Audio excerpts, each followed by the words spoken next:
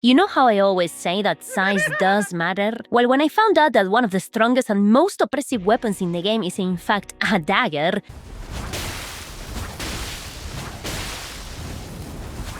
you know, one of the smallest weapon types in the game, I realized that I was right. Size does matter. Sorry, little puggy. Main-Gauche is insane. It's fast, it's large, it deals a fuck ton of damage for a dagger, and it's a roll-catching machine. The problem is that gamers are not exploiting its true power because they got gaslit by the game into not using it correctly. But luckily, I'm here to remedy that. By the way, from now on, I will simply call it El Gaucho because it's much easier to say than Main-Gauche. Mi chuchi. El Gaucho is a decent... La puta que me parió. El Gaucho is a DLC dagger with a moveset just like the Misericor. The heavy attack is a forward thrust. The other types are the daggers with slashy heavy attacks and daggers with double slash heavy attacks. The stabby one in particular is very interesting on El Gaucho. The hitbox of the attack is enormous compared to the Misericor, which is supposed to be the longest dagger in the game, or at least was until Shadow of the Erdtree came out. This size difference between the two may not seem like much, but it's insane when applied in combat. The giant hitbox, combined with the forward momentum provided by the animation, and the fact that the attack is so fast it comes out in only 13 frames, makes outspacing attacks and roll-catching gamers incredibly easy. Of course, if latency is too high, roll catches are not possible, but whatever, it's still great, you will see. Since it's a heavy attack, it will always break passive poise, no matter if the enemy has maximum poise. Block cancelling the heavy attack can also keep priority on slower weapons, although it can sometimes be tricky to do. In fact, if you happen to land a heavy attack, block cancelling into another heavy attack is an automatic roll catch. And on latencies where roll catching is possible,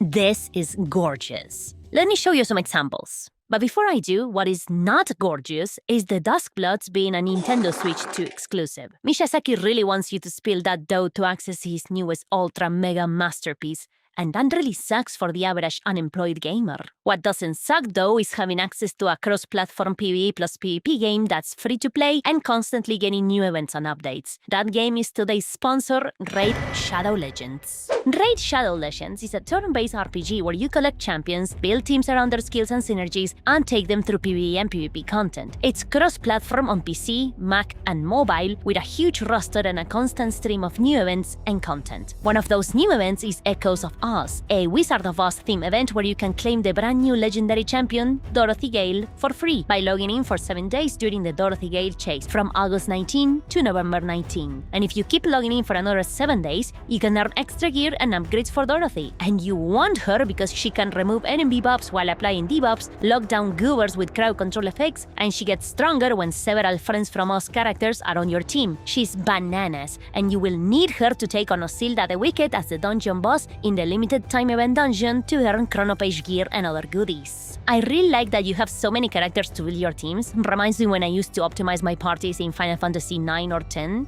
Riku Wakataidus for the win. But here you can even get characters from cool IPs like Wizard of Oz. Get out of here. So waste no more nanoseconds and download Raid by clicking the link in the description below or scanning my QR code to instantly unlock a huge starter pack with a bonkers legendary champion, Narma the Returned, a strong support for clan boss and long PvE fights. And speaking of Wizard of Oz characters, if you use any of these promo codes, you can unlock another legendary champion for free. I personally recommend Alice because, well, I mean, just look at her. She's a baddie. Additionally, reaching level 15 gets you the epic champion Chonoru from the Shadow King faction, an amazing early game attacker for wave clearing and useful debuffs. Like all of that, just for using my link?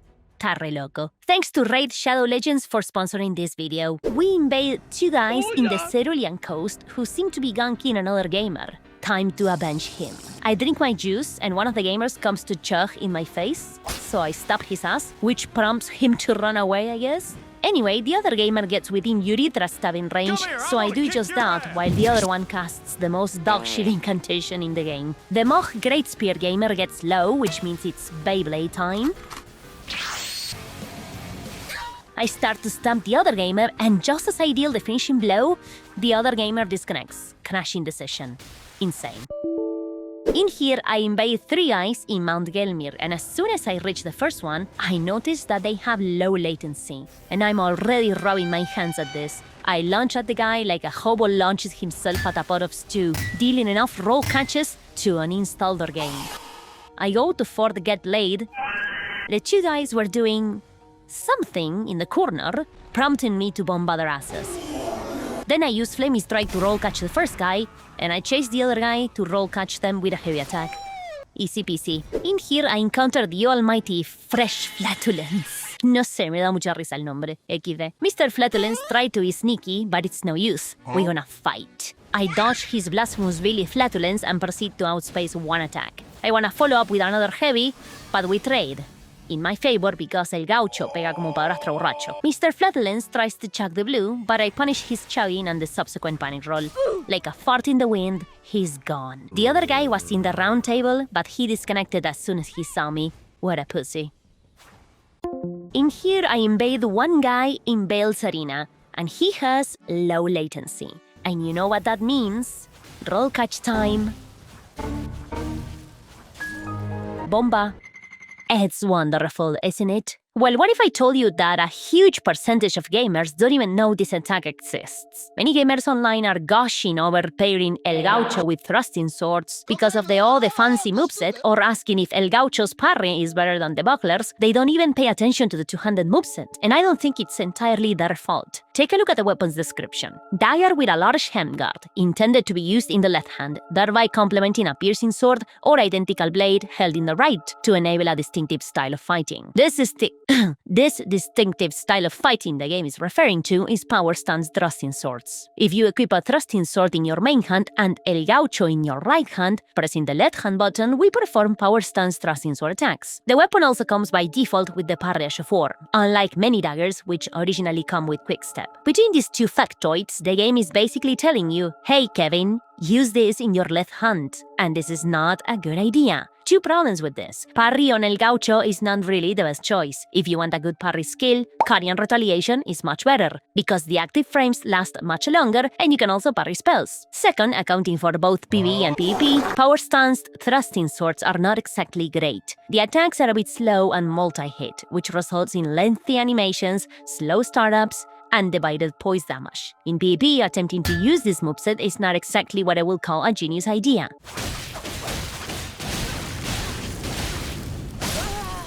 As you can see. However, using the heavy attack on El Gaucho, though,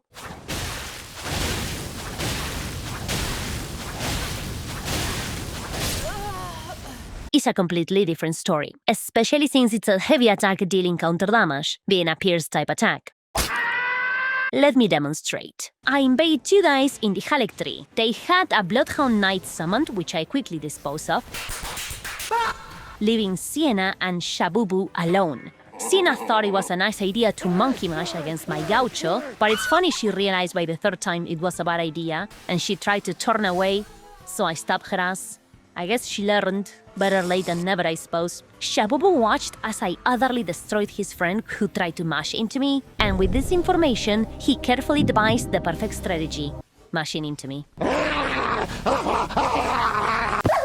After he dies, either he or Sienna disconnected, crashing the session. Fantabuloso. Not Gaucho related, but in this one I invade one guy trying to massacre the little bros, so I did the only sensible thing anyone can do in this situation. Bomba. By the way, nada que ver, but the backstab attack is super funny to me. It's so Looney Tunes. Like, look at the fucking feet. Graciosísimo. Anyway, where was I? Yeah. Did you know that against slowish weapons you can do a heavy attack into a light attack and roll out before the enemy can hit you? Like, similar to the Shamshir? That's a free pro tip for ya. Yeah, you get those on this channel. It doesn't work on faster weapons though.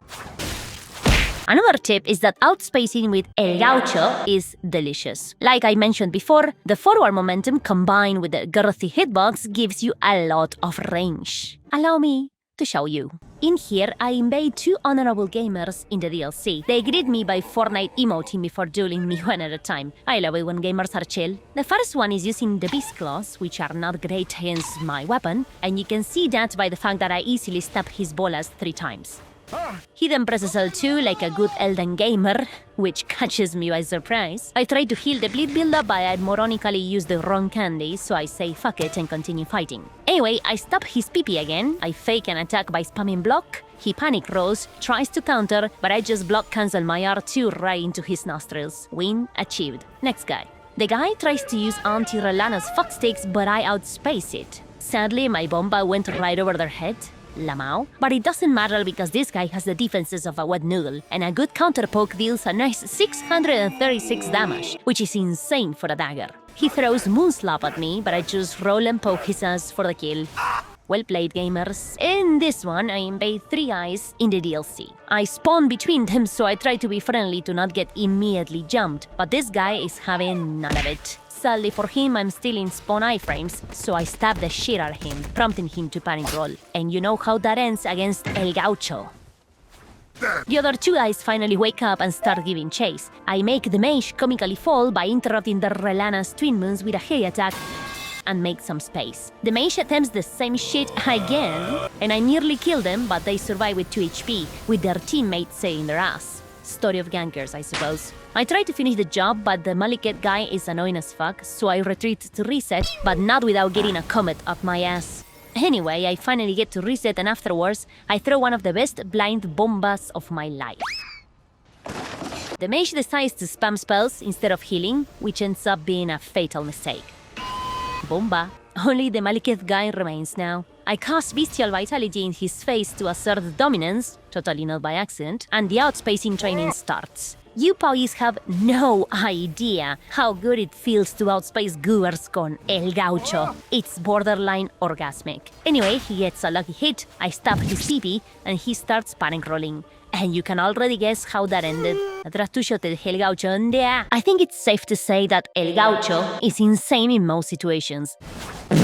But sometimes, depending on the latency of the players or the environment, it can get tricky to win with it. In this one, I invade 2 guys in La Casa de Mesmer. While going down the elevator, I get hit with a schizo episode and my own demons start beating the shit out of me. Luckily, I managed to take my pills and the voices leave me alone. For now. I find the gamers in question, with one of them trying to be cheeky behind the wall, so he eats a bomba to the face. The guy with the halberd is fat rolling, by the way, and I can't tell you how much it annoys me to not be able to properly punish a fat rolling goober just because they are being babysit by another guy. It really rustles my shimmies. Anyway, I slowly chip at them here and there until they decide to go up the elevator that gets you bombed if you take it whenever an invader is with you. So I honor its name and bomba the shit out of them. They eventually come down, and my demons didn't like me stabbing the fat roll guy, so they possess the shield guy and start telekinetically slapping my ass. I make some room to reset, go back in and find the halberd guy alone. You can pretty much guess what happened in the next 5 seconds.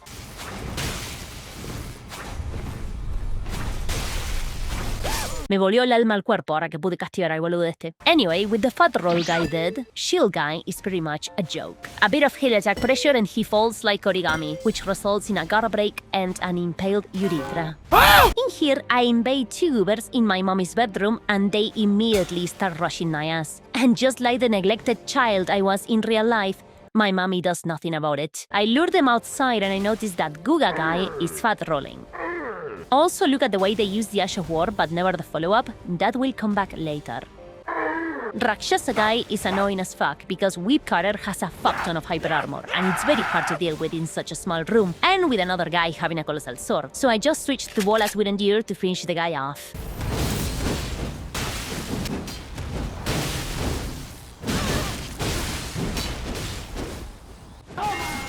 Leaving only Colossal guy. What follows is worthy of study. Fat roll aside, our level 150 hammer bro here plays in a very, special manner. I genuinely believe he doesn't know his Ash of War has a follow-up, and he's supposed to use it. I wonder if he simply got carried all the way to this point of the game. Honestly, I believe that's most likely the answer. It saddens me a bit, though, that these people don't put the slightest bit of effort into improving at the game. But maybe I'm wrong. Maybe he's just a goober. We poke the Kevin and he dies. And yeah, that's El Gaucho for you. One thing I didn't mention is what Ash of War to use with it. Like, you can use Flaming Strike, like I did. Another good option is Beast Roar, which is pretty fast and has a lot of range. Bloodhound Step is also nice because it's a dagger and it's really fast. But yeah, this has become my favorite weapon for like everything. It feels incredibly good to use and it's brain dead easy. What more could you even ask for? And yeah, that's pretty much it. Next week, we're getting Tarnished Edition, so streams are coming back, baby! Let's go! And yeah, that's all it. Ciao!